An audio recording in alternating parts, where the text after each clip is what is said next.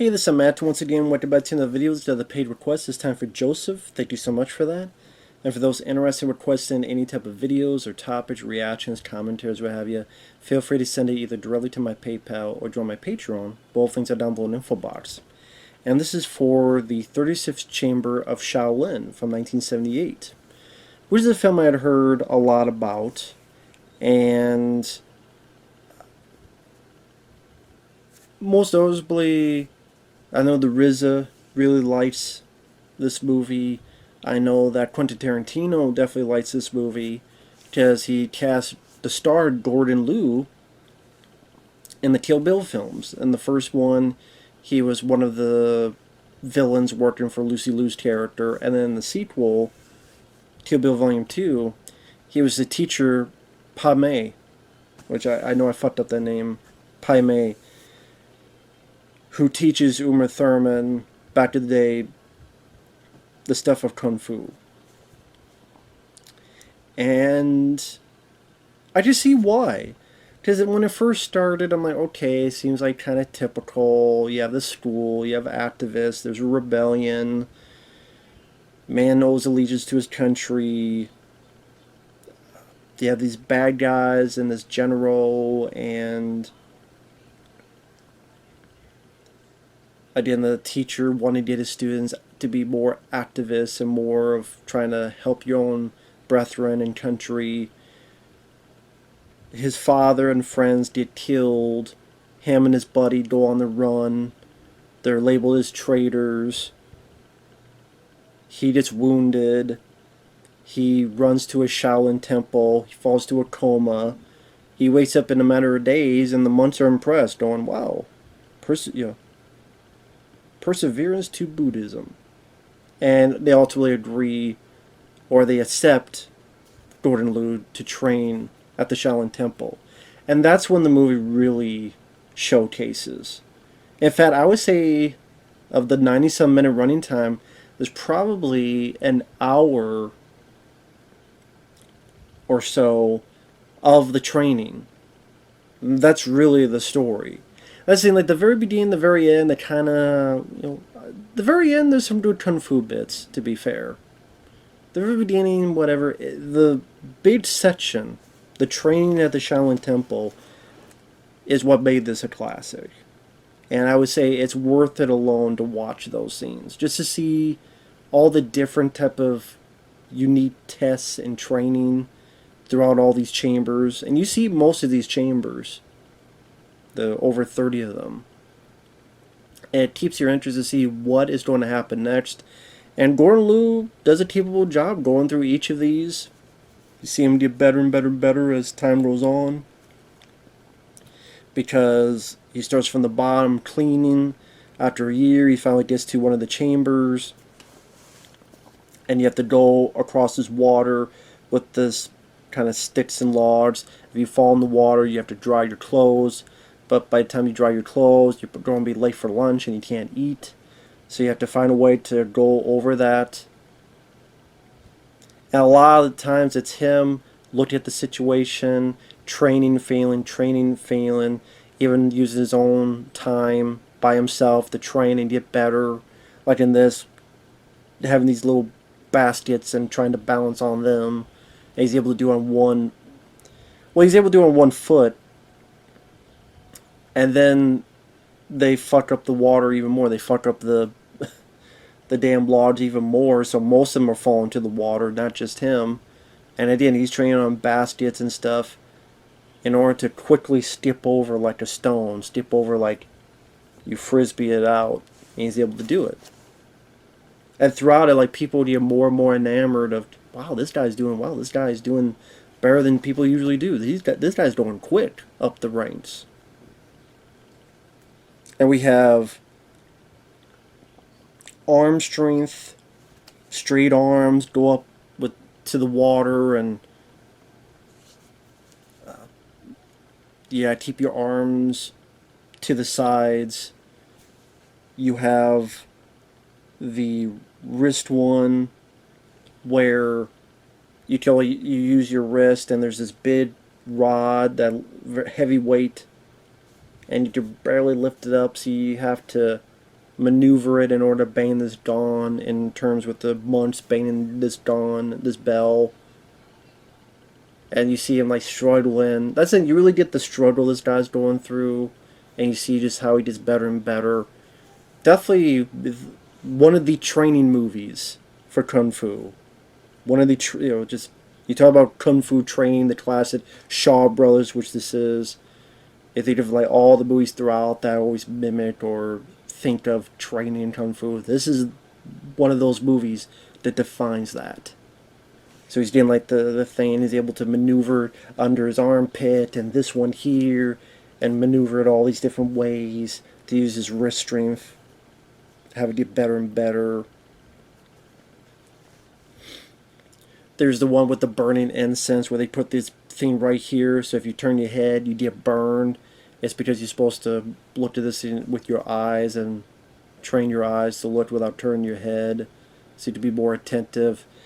So then later in this room, there's all these reflections. You have to not worry about turning your head, but you have to have an eagle eye to see it, even if it's barely behind you. And he hits these reflecting poles. There's the head chamber where you gotta make your head stronger and you're bashing the bags. And he's doing it and he's getting all confused and discombobulated and fucked up. There's the lay chamber, which is kicking through rings of fire. There's the sword chamber. There's the staff chamber. Which is that's interesting, where in the staff chamber, there's a bit you have to turn this thing, but if you go too far up and down, there's these sharp edges. So if you go too much, you'll cut yourself on either way. Like, it was fun to see what kind of creative training bit was going to happen next. And you get that classic kung fu style, which maybe nowadays people say is a bit too choreographed looking, but it's still great to see, and it works well in this movie. I mean, if I'm being honest, as a movie, I don't think the story is as strong as maybe. I mean, I just. The whole bit with the training was more interesting to me than the story, if that makes sense. I did like Gordon Liu. I think he's very capable in his physicality. And I thought he did well in his facial expressions of frustration and trying to get himself better, trying to train himself better. I thought he played that fairly well. Like, there's a bit where he keeps losing to this guy, but instead of bitching, whining, complaining, he's like, I'll try again another time. I'll keep practicing. And he does. And he even creates his own weapon, which is the three-jointed stick. Which I've seen this in other movies. I always thought it was a cool weapon. It's, think of a stick, but it's three sections and chain here, another section, little chain here. I don't know what the proper term of that weapon is, but it's very cool to see it utilized. It's not utilized a whole lot. There's not a lot of lead characters or heroes or anything that use that weapon a lot, so I wish we could have seen that weapon used a lot more in actual combat. Because you see him, fight with, which was a good scene, when he's fighting the guy with the swords and he has his weapon that he created himself, and that's a fun sequence where he's able to properly use it to disarm the guy and block all these blows, and it just would have been nice to see that much more in a bloody combat, but that's not this movie. But he does use it a bit at the very end against the bad guy.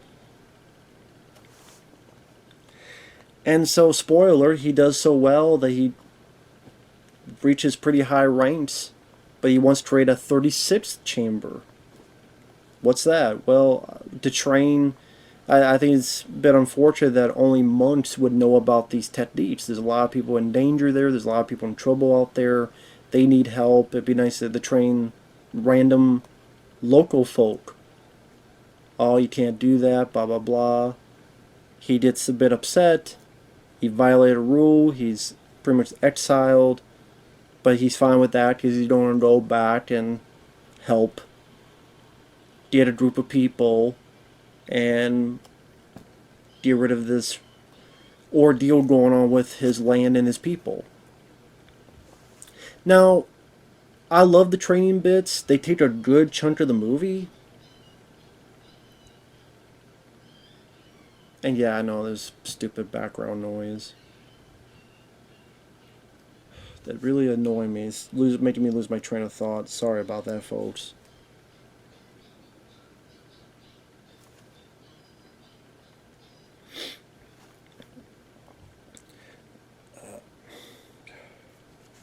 This place, man. I hate this place. But anyway, trying to think back. So hard to do just a video. You know, it's just so hard to just sit down and do a fucking video. But you know, that's how this place is. As I was saying, he's kicked out. He teaches some people, including like helping this guy who has a hammer, guy named Ton, like how to use that hammer better. But because there's so much time in terms of the training, I think the story kind of falters in the third act, where everything has to be rushed now because we only have such a small amount of time left of the movie. So he's got to get back, and then he's got to meet this person, this person, this person, this person, and I'm like, who's that person? And who's that person? But it's like, okay, he's got to impress this guy. So the guy's trying to fight him, and our lead is bashing through the sticks with his head, and it falls back, lands on the guy, and the guy goes, okay, I believe you, you're for real. I'm like, well, who's this guy with the hammer, and who's this guy, and who's that guy? It's like, okay, we're such in a rapid race to the ending that I don't really know much about these characters. Yes, some good kung fu. It really shows that this guy has learned his stuff. The final fight I thought was a little bit disappointing. I mean, it was cool to see him utilize the weapon he made. That was my favorite part of it. But like the very end fight with the general, like it ends on this weird abrupt freeze frame. Where he does like this thing with his head to the guy's gut and it freeze frames. Then he lifts it and the guy flies off and it freeze frames. And then boom, it cuts to he has a school and he's teaching a bunch of people in his 36th Chamber of Shaolin. I'm like, well, wait a minute. Like, did the one guy get arrested? Did he die? Did he die from the head gut check? Like, what the hell? Like, it just thought it was.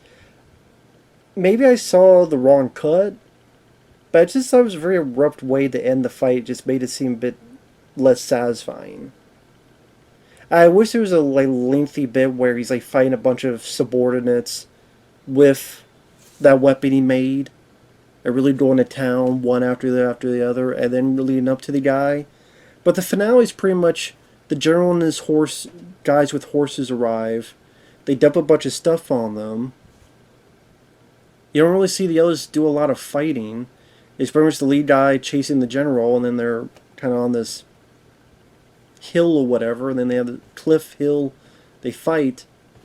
It wasn't as satisfying. It wasn't as great or enticing or memorable compared to the lengthy training bits.